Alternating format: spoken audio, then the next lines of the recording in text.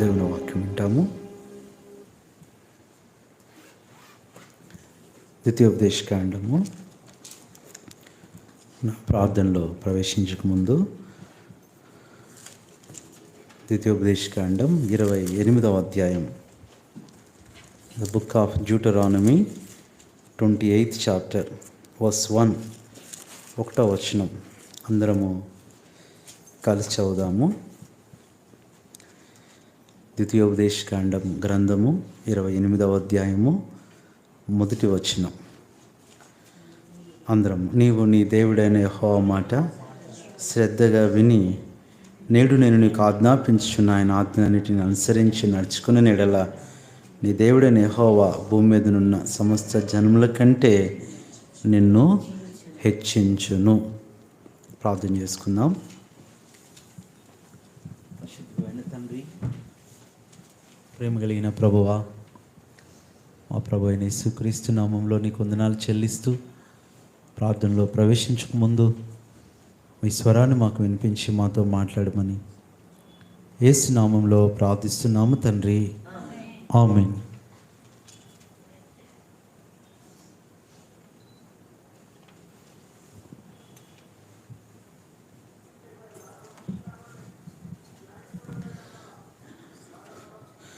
ద్వితీయోపదేశకాండం 28వ అధ్యాయం చాలా ముఖ్యమైన అధ్యాయం. ఒక విశ్వాసి ఏం పొందుకోవాలి, ఏం పొందుకోకూడదో ఈ అధ్యాయంలోనే ఉన్నాయి. ఇంకా చెప్పాలంటే Deuteronomy 28th chapter is the life of Christianity. ఒక క్రైస్తవుడు ఆశీర్వాదం పొందాలన్నా ఈ అధ్యాయంలోనే ఉంది, శాపం పొందాలన్నా ఈ అధ్యాయంలోనే ఉంది. అయితే ఆశీర్వాదం ఎప్పుడు పొందుతాడు, శాపం కూడా ఎప్పుడు పొందుతాడు? దేవుడు ఎప్పుడు కూడా ఒక వ్యక్తిని ఆశీర్వదించాలని అనుకుంటాడు, కానీ శపించాలని కోరుకోడు. శపించుట ఆయనకు ప్రీతి కాదు. అయినప్పటికీ కూడా ఈ శాపాన్ని మనం కోరుకుంటాం.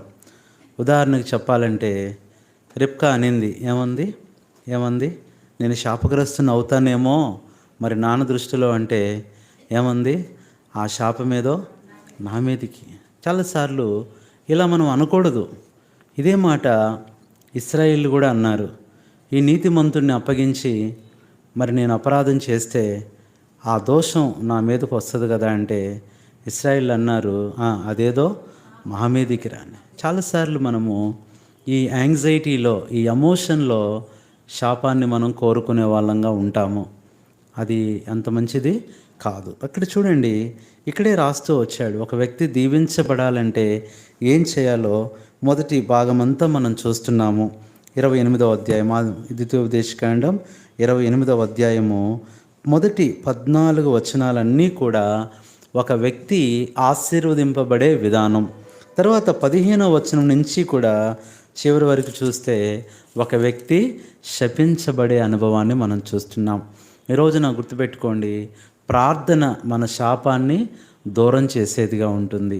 ప్రార్థన మన శాపాన్ని మార్చివేస్తుంది. చాలాసార్లు మనం కోరుకున్నా కోరుకోకపోయినా, తెలుసో తెలియకో చేసిన పాపాలను బట్టి వచ్చే శాపము మన మీద ఏలుబడి చేస్తూ ఉంటుంది. శాపగ్రస్తమైన జీవితాలు, వీటన్నిటినీ కూడా తొలగించేది ఏం చెప్పండి? ప్రార్థన. అందుకనే prayer is an eraser to erase anything. ఈ ప్రార్థన అనేది ఒక ఎరేజర్ లాంటిది.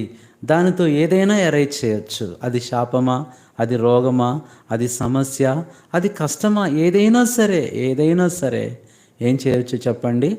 తీసివేయచ్చు. కాబట్టి ప్రార్థన అనేది దేవుడు మనకిచ్చిన not only weapon but an eraser. Eraser అంటే ఏంటి చెప్పండి? అది తుడిచివేసేది. ఆ ప్రార్థన జాగ్రత్తగా మనం వాడుకున్నప్పుడు, జాగ్రత్తగా మనము చేసినప్పుడు దేవుడు మన ప్రార్థన ఆలకిస్తాడు. ఎగ్జామినేషన్స్లో కూడా చూడండి, ఏదన్నా పొరపాటు రాసినప్పుడు ఏం చేస్తారు పిల్లలు? ఎరేజర్ వాడతారు. కొంతమంది ఎరేజర్ వాడరు, వాడు సొంత తెలివితేటలు వాడతాడు. చాలామంది ఏం చేస్తాడు ఇంకా ఏం చేస్తారు? అది పోవటానికి ఏం చేస్తారు? అంత మంచి విద్యార్థులు ఎక్కడ అది నోటితో ఉమ్ము రాసి ఏం చేస్తాడు అదనమాట. అది ఎందుకంటే మనందరికి ఎక్స్పీరియన్సే. అప్పుడు అది పోవటం కాదు కానీ దాంతోపాటు ఏం పోద్ది, పేపర్ కూడా. ఈరోజు మన సమస్యలు పోగొట్టుకోవటానికి ప్రార్థన కాకుండా ఏదో చేస్తున్నాం కాబట్టి చెప్పండి. అందుకని అన్నారు పెద్దలు, ఏమన్నారు, ఉన్నది పోద్ది, అది అట్లా ఉంటుంది అన్నమాట పరిస్థితి. అంటే అంటే ఉన్నవన్నీ పోతాయి, మన దగ్గర ఉంచుకున్నవి కూడా పోతాయి. అయితే ప్రార్థనను జాగ్రత్తగా ఇక్కడ చూడండి. ఈ ఆశీర్వాదం పొందటానికి దేవుడు చెప్తున్న గొప్ప మాట మొదటి వచనంలో ఉంది. మిమ్మల్ని దేవుడు దీవించాలంటే పైన అంటున్నాడు, నీ దేవుడైన యెహోవా మాట శ్రద్ధ. ఇదండి ప్రార్థనలో దేవునికి కావాల్సింది. విశ్వాసం ఏదేంటి చెప్పండి, శ్రద్ధ. అసలు చూడండి, ఒక టీచరు పిల్లవాడు ఎవరికి బాగా పాఠాలు చెప్పిద్దంటే ఎవరైతే శ్రద్ధగా ఉన్నాడో. ఇంగ్లీష్లో అటెన్షన్ అన్నారు, అటెన్షన్గా ఉన్నవాళ్ళు. అట్లాగే ఒక వ్యక్తి పని నేర్పించేవాడు ఎవరికి నేర్పిస్తాడు చెప్పండి, శ్రద్ధగా ఉన్నవానికి. అలాగే దేవుడు ఎవరి ప్రార్థన ఆలకిస్తాడంటే శ్రద్ధగా ఉండాలి. శ్రద్ధ అనేది చాలా ముఖ్యమైనది. శ్రద్ధ, అశ్రద్ధ. శ్రద్ధగా ఉంటే దీవెనలు, అశ్రద్ధగా ఉంటే శాపాలు. అందుకని దేవుని కార్యమును అశ్రద్ధగా చేయువాడు ఏమవుతాడంటే, ఇర్మియా గ్రంథం 48వ అధ్యాయము 10వ వచనం. ఇర్మియా గ్రంథం 48వ అధ్యాయము 10వ వచనం చదవండి. ఇర్మియా 48. యెహోవా కార్యమును అశ్రద్ధగా చేయువాడు. ఇది శ్రద్ధగా చేస్తే దీవించబడతావు. శ్రద్ధగా చేసే వాళ్ళు ఏం చేస్తారంట, సామెతల గ్రంథం 12వ అధ్యాయము 24వ వచనం. ఈరోజు నా ప్రియ సహోదరుడా, నీకు దేవుని మీద శ్రద్ధ ఉందా? దేవుని విషయాల మీద శ్రద్ధ ఉందా? ప్రార్థన మీద శ్రద్ధ ఉందా? మందిరం మీద శ్రద్ధ ఉందా? దేవుడు అడుగుతున్నాడు. చదవండి. శ్రద్ధగా పని చేయువాడు. అది శ్రద్ధగా పని చేస్తే నువ్వు ఏలుబడి చేస్తావు, హెచ్చింపబడతావు. అశ్రద్ధగా ఉంటే శపింపబడతావు, తగ్గించబడతావు. ఈ రోజున మనకు కావాల్సింది ఏంటంటే శ్రద్ధ. ఎంత శ్రద్ధగా ఉండాలంటే, అందుకనే ఈ మాటని ఇంగ్లీష్లో ఏమన్నా అటెన్షన్ టు లేదంటే లిజన్ టు, లేదంటే దాన్ని ఏమన్నారంటే ఇంకా చెప్పాలంటే కాన్సంట్రేషన్, ఇంట్రెస్ట్, ఇవన్నీ మన డెడికేషన్ మనం కలిగి ఉన్నప్పుడు దేవుడు మన ప్రార్థన ఆలకిస్తాడు. ఇలాగ శ్రద్ధగా ఉన్న ఒక వ్యక్తి జీవితాన్ని మనం చూద్దాం. అలా శ్రద్ధగా ఉన్నప్పుడు ఆ శ్రద్ధను చూసంట మనం అడక్కముందే దేవుడు మనల్ని అడుగుతాడంట, ఇంత శ్రద్ధగా ఉన్నావు, నీకేం కావాలి? ఇంత శ్రద్ధగా నువ్వు జీవిస్తున్నావు, నీకేం కావాలి? ఇంత శ్రద్ధగా పరిచర్య చేస్తున్నావు. చూడండి ఎక్కడే మాట, 2వ రాజుల గ్రంథం 4వ అధ్యాయం. 2వ రాజుల గ్రంథం 4వ అధ్యాయము. అక్కడ మనం చూసినట్లయితే చూడండి దయచేసి 13వ వచనం. అక్కడ మనకు తెలుసు, ద ఉమెన్ ఆఫ్ షూనేమైట్, షూనేము స్త్రీ గురించి ఏలియా లేదా ఎలీషా అడుగుతున్న మాట. అతడు, నీవు ఇంత శ్రద్ధాభక్తులు మా యందు కనపరిచితివి, నీకు నేనేమి. ఎంత బాగుందండి. నువ్వు ఇంత శ్రద్ధాభక్తులు మా యందు నువ్వు కనపరిచావమ్మా, నీకేం చేయాలి? దేవుడు కూడా అంతే, నీ శ్రద్ధను చూస్తాడు. ఏ రోజున మన జీవితాన్ని మనం నష్టపరుచుకోవటానికి కారణం అశ్రద్ధ. ఏదో జీవిస్తున్నాంలే, ఏదో ప్రార్థన చేస్తున్నాంలే, ఏదో పరిచర్య చేస్తున్నాంలే, అశ్రద్ధగా చేస్తూ దీవెనలు పొందలేకపోగా ఉన్న పరిస్థితిని చెడగొట్టుకుంటూ ఎన్నో నష్టాలు మనము పొందుకుంటున్నాము. ఇక్కడ షూనేమీరాలు యొక్క శ్రద్ధ మనం చూస్తే దేవుడు చూడండి, ఆమె అడక్కముందే దేవుడు ఏం చేస్తున్నాడు, ఎలీషా ద్వారా అడిగిస్తున్నాడు. నీకేం కావాలి, నీకేం అవసరమో అని అక్కడ అడుగుతూ ఉన్నాడు. అందుకని చూడండి, ప్రార్థనలోకి వెళ్ళకముందు ఒక విశ్వాసి ఏ విషయాలలో శ్రద్ధ కలిగి ఉండాలి, in which things we have to pay attention. శ్రద్ధ అనే విషయాన్ని మనం జాగ్రత్తగా చూసినట్లయితే ఏ విషయాలలో మనము శ్రద్ధ కలిగి ఉండాలి. ఈరోజు ప్రార్థనలో మనం అడిగేది ఒకటే, ప్రభువా నిజంగానే నాకు శ్రద్ధ లేదు. ఈరోజు చూడండి, శ్రద్ధగా చదవకపోతే పిల్లలు పరీక్షలు రాయలేరు, శ్రద్ధగా ప్రిపేర్ అవ్వలేకపోతే పాస్ అవ్వలేరు. శ్రద్ధ అనేది చాలా అవసరం అండి. అందుకనే డైలీ బ్రెడ్లో ఒక ఆర్టికల్ నేను చదువుతూ ఉన్నాను. ఒక వ్యక్తి 1 సంవత్సరం అంతా కష్టపడి ఒక చాలా అందమైన విగ్రహాన్ని తయారు చేశాడంట. చాలా మంచి విగ్రహం తయారు చేశాడు. అది చాలా పెద్దది. అయిపోయిన తర్వాత దాన్ని పక్కనే పెట్టి అలాంటి విగ్రహం ఇంకొకటి తయారు చేస్తున్నాడంట. అప్పుడు ఆ ఆర్డర్ ఇచ్చిన రాజుగారు వచ్చారంట. వచ్చేసి, అయ్యా ఆ విగ్రహం అయిపోయిందా అంటే, అయిపోయింది సార్. మరి ఏంటి, నేను ఒకటే ఆర్డర్ ఇచ్చాను కదా, రెండోది చేస్తున్నావు ఎందుకు? రెండోది ఎందుకు? 2 చేయమన్నాను నేనంటే, మీరు ఒకటే చేయమన్నానండి, కానీ నేను రెండోది ఎందుకు చేస్తున్నావు అంటే, అప్పుడు చెప్పాడంట. రాజుగారు అన్నారంట, ఇంత బాగుంది కదా, ఇంత కష్టపడి సంవత్సరం అంతా ప్రయాసపడి ఈ విగ్రహాన్ని ఈ శిల్పాన్ని నువ్వు రూపొందించావు, మళ్ళీ రెండోది ఎందుకు చేస్తున్నావు అలాంటిదే అంటే, అప్పుడు చెప్పాడంట, ఏమండి లేదు, ఆ పైన తల దగ్గర, కన్ను దగ్గర కొంచెం అలా కొడుతున్నప్పుడు చిన్న ముక్క, ఇంత చిన్న రాయి పోయిందండి, అది మరి అందుకనే చేస్తున్నానంటే, రాజుగారు నవ్వు అన్నాడంట, అసలు అది కనపడట్లేదు కదయ్యా, అది అసలు కనపడట్లేదు. ఆ చిన్నది ఎంతో ఒక ఇసుక రేణువంతా కొంచెం పోయిందంట. ఇంకా చెప్పాలంటే అది నిలబెట్టినప్పుడు అన్ని 100 అడుగుల ఆ ఎత్తు కలిగిన ఆ విగ్రహాన్ని ఎవరు చూస్తారు? ఆ యొక్క ఫాల్ట్ ఎవరికి కనపడిద్ది అని అన్నాడంట రాజు. అప్పుడు నేను అన్నాడంట, సార్ ఎవరికి కనపడదు కానీ నాకు కనపడతానే ఉంటుందండి, అది ఎప్పుడు నాకు కనపడతానే ఉంటుంది. అది చూసినప్పుడల్లా నాకు గద్దింపు వస్తుంది, ఇదిగో నువ్వు ఇలా చేసావు కదా, ఈ పొరపాటు చేసావు కదా. మనుషులందరూ మెచ్చుకోవచ్చు, మనుషులందరూ బాగుందనుకోవచ్చు, కానీ అక్కడ నేను చేసిన లోపం ప్రతిరోజు నన్ను గద్దిస్తూనే ఉంటుంది. కాబట్టి కష్టమైనా పర్లేదండి, నేను ఇంకొకటి చేస్తానన్నాడంట.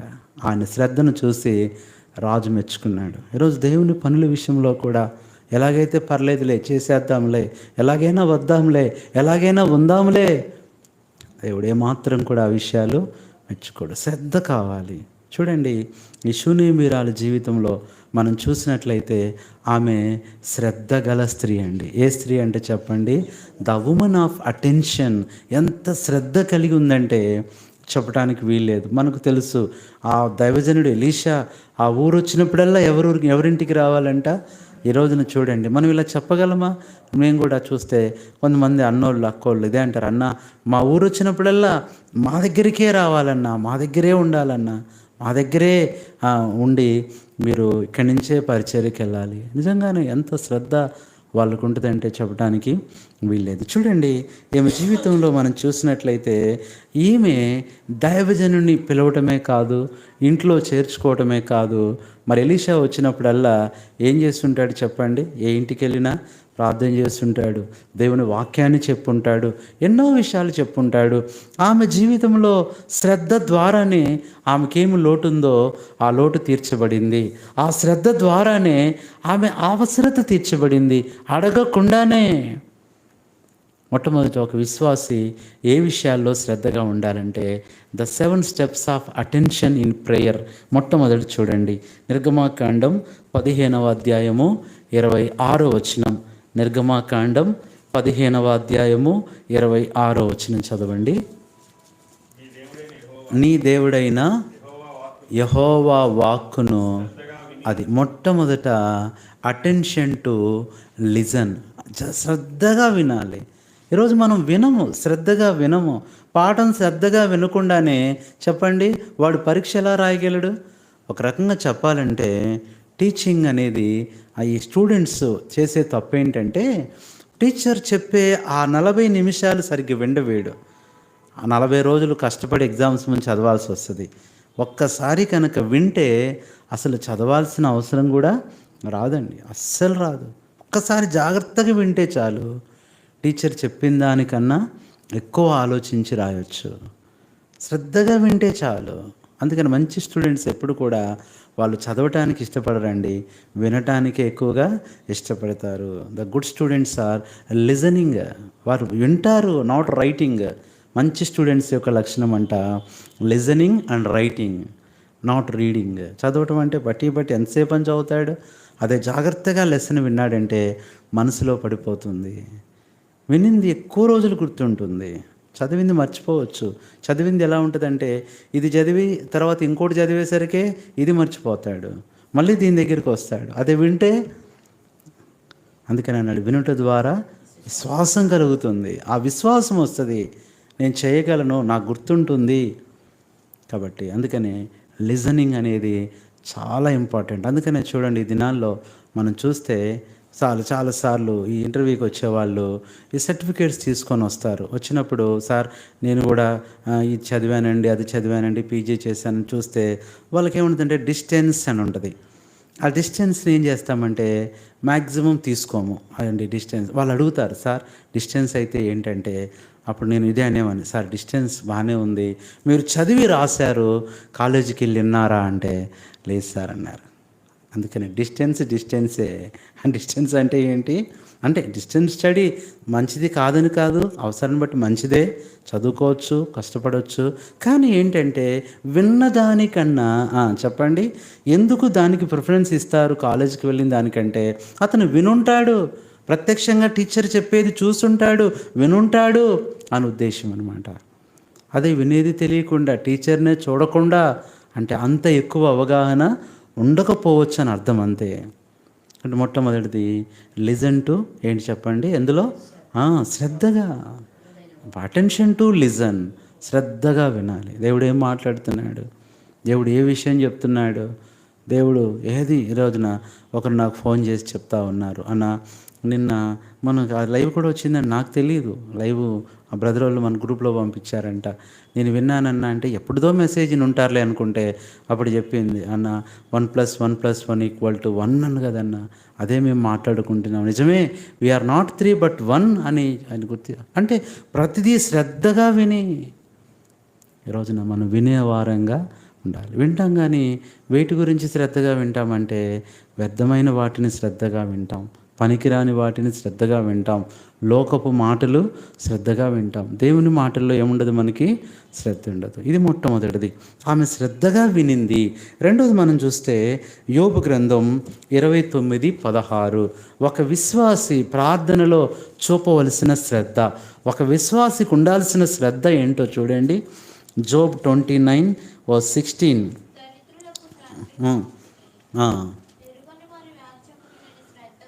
చాలండి, మళ్ళీ చదవండి, జాగ్రత్త చదవండి.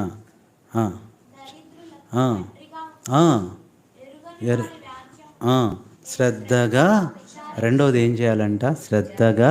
ఎంత బాగుంది, అటెన్షన్ టు లిజన్, శ్రద్ధగా వినాలి.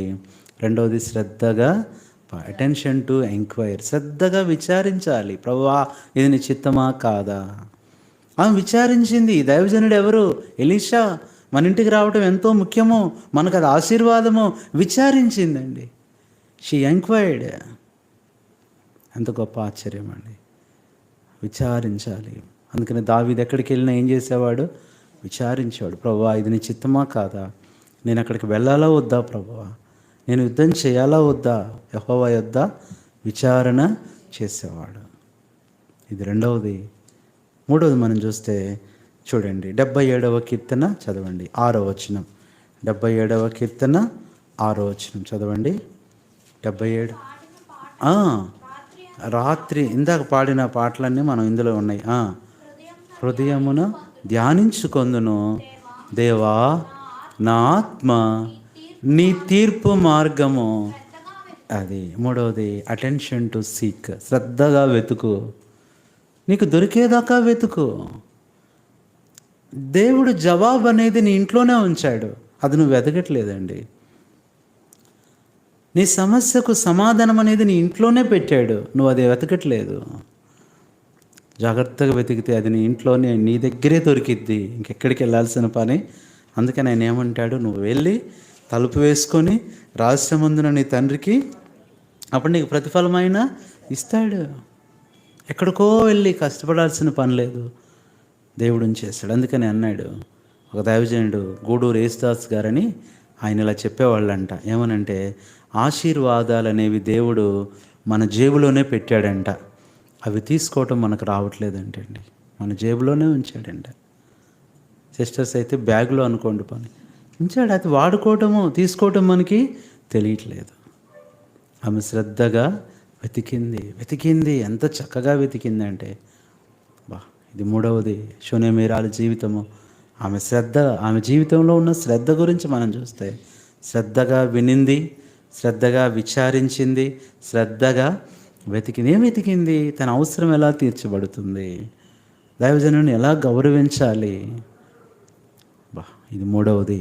నాలుగవది మనం చూస్తే ఆమె జీవితంలో రోమీలకు రాసిన పత్రిక 12:13 దైవజనుడికి ఏం చేసిందంటే ఆమె రోమ 12:13 పరిశుద్ధుల అవసరములలో పాలు పొందుచు శ్రద్ధగా ఏం చేయాలంట? Attention to host.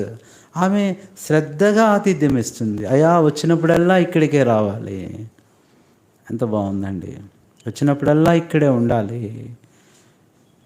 అది నాన్న షూనేమీరారు ఇల్లు ఎలాగో యేసు ప్రభు కూడా ఆయన ఎప్పుడు పరిచర్యకి వెళ్ళినా ఏంటికి వెళ్ళేవాడు ఎక్కువ? బేతనీయ. ఆమె ఆలోచించింది, ఈ దైవజనుడికి ఏం చేయాలి? ఆతిథ్యం ఇవ్వాలి. అందుకని ఏం చేసింది? గోడ మీద ఒక గది కట్టించింది. అందులో బల్ల, మంచము, పీట, దీపస్తంభం ఇవన్నీ ఉంచింది. ఎలీషా వచ్చినప్పుడల్లా ఆ ఇంటికి వెళ్తున్నాడు. ఆమె శ్రద్ధగా ఏం చేసింది? ఆతిథ్యం. అందుకని ఆతిథ్యం వచ్చాయా మర్చిపోకుడి. మీలో కొందరు ఎరుగకయ్యే దేవదూతలకు ఆతిథ్యం, శ్రద్ధగా ఆతిథ్యం ఇచ్చారు. ఒక ఆయన ముసలాయన వర్షంలో తడిసిపోతూ ఇంటింటికి తిరుగుతున్నాడంట. వర్షంలో తడుస్తున్నాను, నాకు తలుపు తీయండి అని. తలుపు తీస్తున్నారు, చూస్తున్నారు, ఎవరో ముసలాయన మనకెందుకులే అని తలుపేసేసుకుంటున్నారు. ప్రతి ఇంటికి వెళ్తున్నాడు. చీకటి పడిపోయింది, తడిచిపోయి వణికిపోతున్నాడు. ఒక ఇంటికి వెళ్తే వృద్ధ జంట ఉన్నారు. చూసి వాళ్ళు జాలిపడి, అయ్యా మాది చిన్న ఇల్లు, చిన్న పాక, నువ్వు ఉంటావంట. అమ్మ ఉంటానమ్మా, బయట తుఫాను వర్షం, ఇప్పుడు వెళ్ళలేని పరిస్థితి, చాలా భయంకరమైన పరిస్థితి ఉంది, వాతావరణం చీకటి పడిపోయింది, వాహనాలు కూడా లేవు, నేను ఉంటాను అన్నప్పుడు లోపలికి తీసుకెళ్లారు. లోపల ఉన్నాడంట. వాళ్ళు ఎంతో శ్రద్ధగా ఆయన ఎవరో తెలియకపోయినా చేర్చుకున్నారు. వాళ్ళు కాచుకునే ఆ గంజి, పేద కుటుంబం వాళ్ళు ఆ గంజి ఇచ్చారంట. అంతేకాదు వాళ్ళకున్న ఆ మంచం ఇచ్చి దుప్పటి చయా నువ్వు పడుకో, రెస్ట్ తీసుకో అన్నారు. చూసి ఆశ్చర్యపోయాడు. ఇంట్లో ఎంతో గొప్ప గొప్ప వాళ్ళు ఉన్నారు ఈ ఊరిలో. వాళ్ళందరిని అడిగాడు, ఎవరు చేర్చుకోవాలా, ఎవరు ఇంట్లోకి పిలవలా. ఒక్క గదే ఉంది వీళ్ళకి, ఒక చిన్న పాక. ఆయన చూశాడు, ఆశ్చర్యపోయి వారి కృతజ్ఞతలు తెలియజేసి తెల్లవారు వీళ్ళు లేచేసరికే ఆయన లేచి వెళ్ళిపోయాడంట. అయ్యో ఏంటి ఈ పెద్ద అయినా, ఈ బాటసారి ఎక్కడికి వెళ్ళిపోయాడు? పాపం పని ఉంది కదా, వెళ్ళిపోయి ఉంటాడులే అనుకున్నారు. అప్పుడు వెళ్ళిపోయిన తర్వాత రెండో రోజు వాళ్ళ ఇంటికి అందరు అధికారులు వచ్చారంట. వచ్చేసి, అయ్యా అక్కడ ఎవరు ఫలానా, అయ్యా మీకు ఇల్లు బాగాలేదు కదా, మీకు ఒక పెద్ద ఇల్లు కట్టిస్తున్నాము, ఆ ఇంట్లో మీకు కావలసినవన్నీ ఇస్తాము, కావలసినవి మేము చూసుకుంటాము. వాళ్ళు ఆశ్చర్యపోయారు. మిగతా వాళ్ళందరూ వచ్చారు. ఏంటయ్యా ఇల్లులు కట్టిస్తున్నారు? అవును, రాజుగారు, ప్రెసిడెంట్ గారు కట్టించమన్నారు. అందరికంటే అందరికి కాదు, వీళ్ళకే. అదేంటయ్యా అందరికి చేయాలి కదా ఊర్లో అంటే, కాదు వీళ్ళకే. వీళ్ళు ఏం చేశారు? ఇప్పుడు చెప్పాను, మొన్న రాత్రి మన ప్రెసిడెంట్ గారు మారువేషంలో వచ్చారు. ఆయన తిరిగి వద్దామనుకున్న సమయంలో పెద్ద వర్షం, తడిచిపోయి చాలా వణికిపోతున్న సమయంలో మీరెవరు తలుపు తీయలేదు. వీళ్ళు తలుపు తీశారు, చేర్చుకున్నారు, లోపల ఆతిథ్యం ఇచ్చారు. అయ్యా ఆ రోజు వచ్చింది ఎవరో కాదు, అబ్రహాం లింకన్ గారు, మన ప్రెసిడెంట్ గారు. ఆయన మారువేషంలో వచ్చాడు. ఇప్పుడు శ్రద్ధగా ఆతిథ్యము ఇవ్వాలి. ఇదెన్నోది చెప్పండి? నాలుగోది, ఆతిథ్యం ఇచ్చే విషయంలో శ్రద్ధగా. ఉన్న దాంట్లోనే, కొంచెం దాంట్లోనే నువ్వు శ్రద్ధగా ఇవ్వు, అశ్రద్ధగా ఇవ్వద్దు. నువ్వు పచ్చడేసి పెట్టినా నువ్వు శ్రద్ధగా ప్రేమతో పెట్టు. నువ్వు మంచినీళ్ళు ఇచ్చినా అది శ్రద్ధగా ఇవ్వు. దేవుడు దానిని ప్రభు అదే అడిగాడు, నా పేరిట గన్నెడు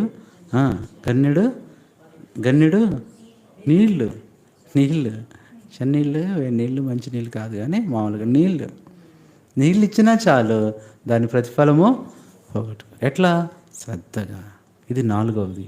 ఐదవది చూస్తే ప్రార్థనలో మనము దేవుని దగ్గర జవాబు పొందుకోవటానికి కారణం.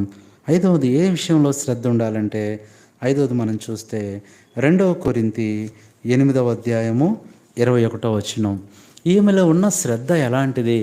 2 కొరింథీ 8:21 ఏలయనగా మాత్రమే గాక మనుషుల దృష్టి యందును యోగ్యమైన వాటిని గురించి అది శ్రద్ధగా ఆలోచించింది ఆవిడ. ఈయన దైవజనుడు, నేను ఎరుగుదును. భర్తకు చెప్తుంది, అయ్యా మన ఇంటికి వచ్చి పోచున్నవాడు ఎవరు? ఇలా ఆలోచించాం మనం. అరే దేవుని సేవకులు వస్తున్నారే, దైవజనులకి ఏం చేయాలి, మనం ఆలోచించాలి. ప్రభు అన్నాడు, మీకు చేసినట్లు మీకు చేస్తే నాకు చేసినట్లే. అందుకని నీతిమంతుని చేర్చుకున్నవాడు నీతిమంతుని ఫలము, ప్రవక్తను చేర్చుకున్న వాడికి ప్రవక్త ఫలము ఇస్తాడు. శ్రద్ధగా ఆలోచించింది. మనం కూడా ఆలోచించాలి, దేవుని కొరకు నేనేం చేయాలి, శ్రద్ధగా ఆలోచించాలి. దేవుని కార్యం నేను ఎలా చేయాలి. ఈరోజున చూడండి, శ్రద్ధగా మనం ఆలోచిస్తే మనకి అసాధ్యమైనది ఏది ఉండదు. శ్రద్ధగా ఆలోచన చేయకుండా మనం నష్టపోతున్నాం. కానీ శ్రద్ధగా ఆలోచిస్తే నీ సమస్యకు పరిష్కారం దొరుకుతుంది. శ్రద్ధగా ఆలోచిస్తే నీకు సమాధానం నీ దగ్గరే దొరుకుతుంది, నీ ఇంట్లోనే ఉంటుంది. 5వది శ్రద్ధగా ఆలోచించాలి.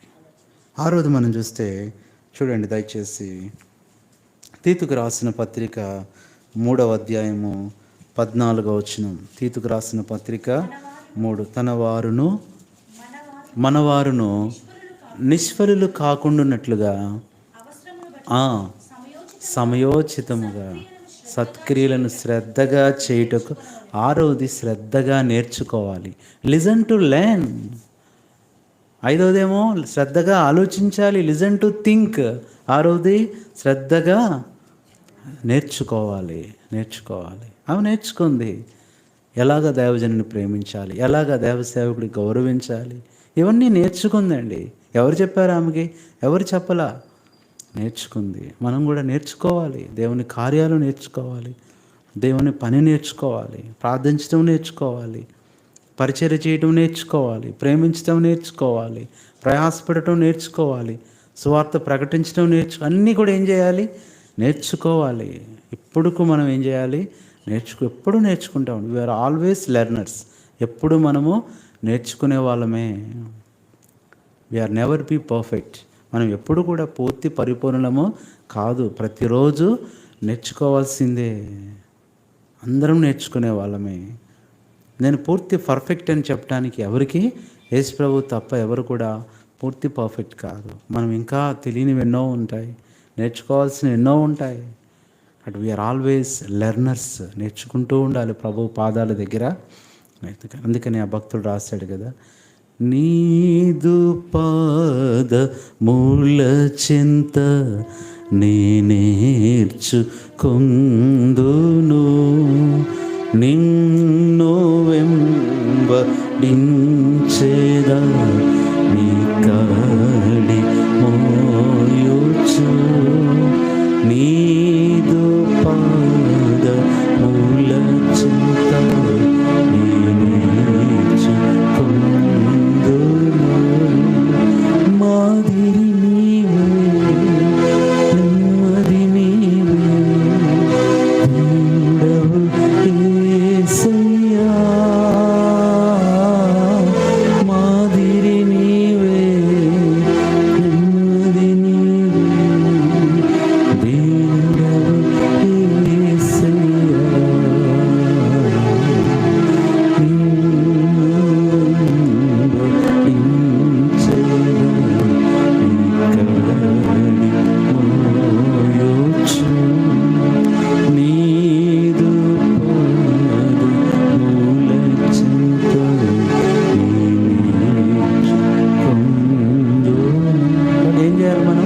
నేర్చుకోవాలి, ప్రతిరోజు నేర్చుకోవాలి.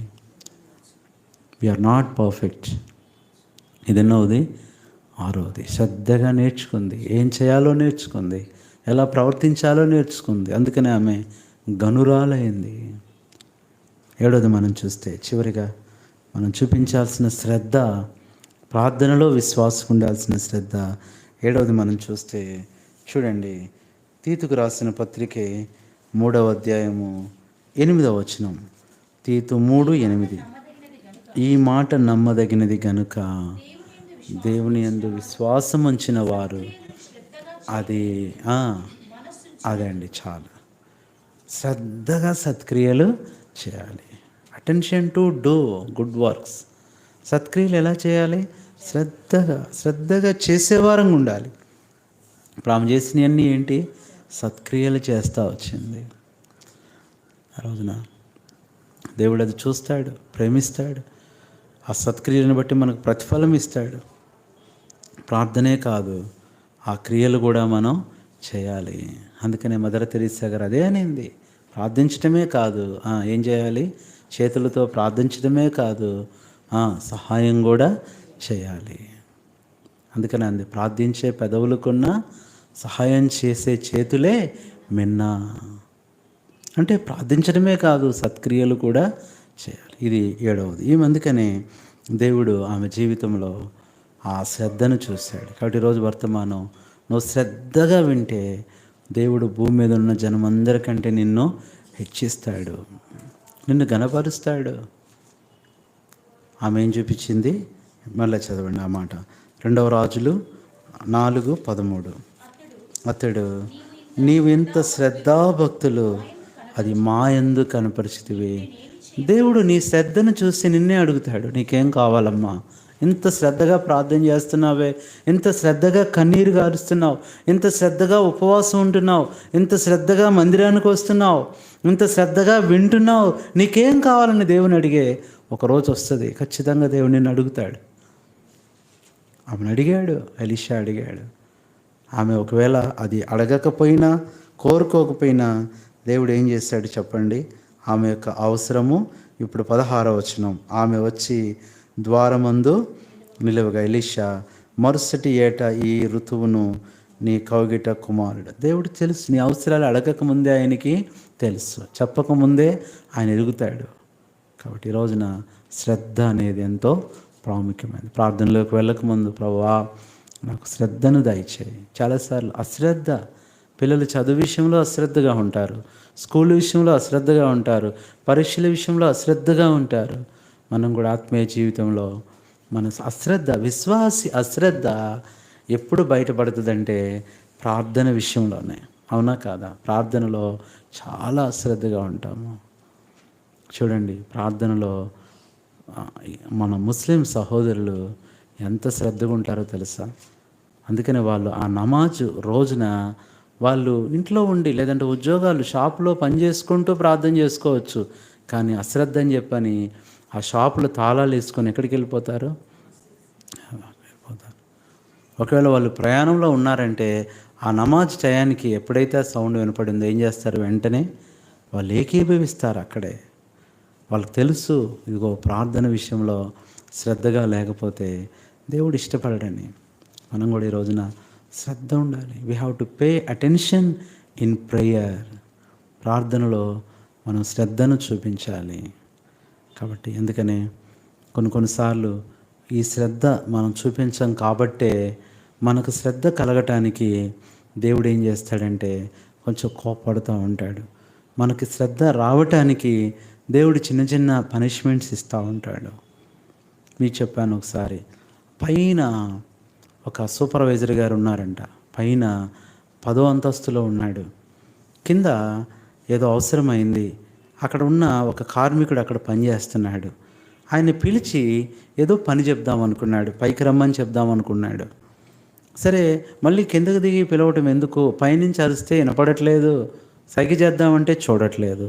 ఆయన ఏం చేశాడంటే ఒక 10 రూపాయల నోటు జేబులో తీసి విసిరేసాడంట. అది పని చేసుకుంటే ఆయన ముందు పడింది. సంతోషంగా కళ్ళకద్దుకొని జేబులో పెట్టుకొని మళ్ళీ పని చేసుకుంటున్నాడు. అరే 10 రూపాయలు చూడలేదులే, సరేలే అంత పట్టించుకోలేదని 50 రూపాయలు ఇస్తాడు.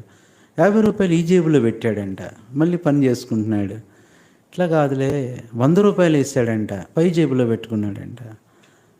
అరే ఇట్లా కాదు, 500 వేద్దాం, కొంచెం విలువైన నోటు కాబట్టి అసలు ఎక్కడి నుంచి వస్తుంది, ఎవరు వేస్తున్నారని కనీసం పైకి చూస్తాడని 500 వేస్తే చక్కగా పర్సులో పెట్టుకున్నాడు. ఏంటండి, ఆలోచనే లేదు, ఎవరు వేసారు, ఎక్కడి నుంచి వచ్చిందో.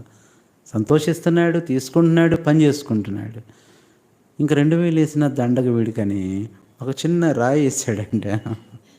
ఏం వేసాడు? చిన్న రాయి వేయగానే టక్కుమని తగిలిందంటే తల మీద. వెంటనే పైకి చూశాడు, పైకి రారా నాయన అని. వస్తున్నాను సార్ అన్నాడు ముందే. అలాగే చాలాసార్లు మనకు దేవుడు దీవెనలు ఇస్తుంటే ఆయన వైపు చూడం. ఆశీర్వదిస్తుంటే ఆయన వైపు చూడం, చిన్న చిన్న రాళ్ళు వేస్తాడు. అందుకనే అవి చిన్న సమస్యలు, చిన్న అనారోగ్యాలు, అలాగైనా వస్తావని, అలాగన్నా ఆయన వైపు చూస్తావని. కాబట్టి ఆ శ్రద్ధ విషయంలో చూడండి, అతను అప్పుడు కూడా చూడలేదంటే ఇటుక రాయబడేదే. అది నాన్న మనం కూడా ప్రభు పిలిచినప్పుడు, ప్రభు చెప్పినప్పుడు, మాట్లాడినప్పుడు వెంటనే శ్రద్ధ కలిగి ఆయన వైపు చూసినప్పుడు మన ప్రార్థన. అందుకనే 7 విషయాలు చూసాం. మొట్టమొదట ఆమెలో చూసాం మనం శ్రద్ధ. అశ్వనేమిరాలు శ్రద్ధ అనే సర్టిఫికేట్ ఆమె పొందింది దైవజనుడు ఎలీషా దగ్గర, దేవుని దగ్గర. The certificate of attention. అమ్మా, నువ్వు శ్రద్ధ చూపిన వారిలో నువ్వు చాలా మొదటున్నావు. ఇంత శ్రద్ధ చూపావు, నువ్వు చూపుతున్నావా దేవుని విషయంలో శ్రద్ధ ఉందా నీకు శ్రద్ధ లేనంత కాలం దేవుడు నీ మీద శ్రద్ధ చూపడు.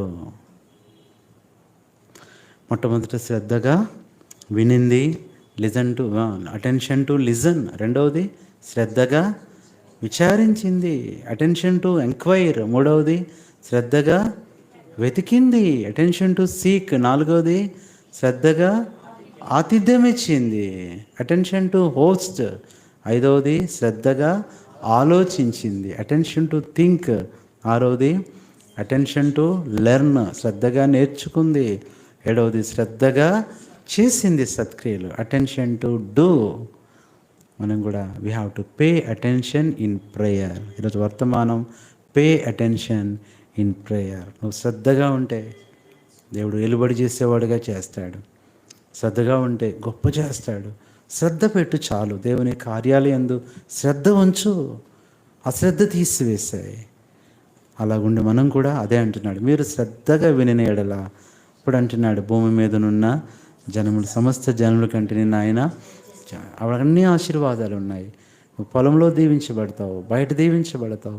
వెళ్ళి బయటికి వెళ్ళేటప్పుడు, లోపలికి వచ్చేటప్పుడు, నీ యొక్క గంప, నీ యొక్క పెండి పిసుకు సమస్తము కూడా. ఇది శ్రద్ధ కలిగి మనం కూడా ప్రార్థన చేయటానికి ప్రభు మనకి సహాయపడునుగాక. ప్రార్థన చేసుకుందాం.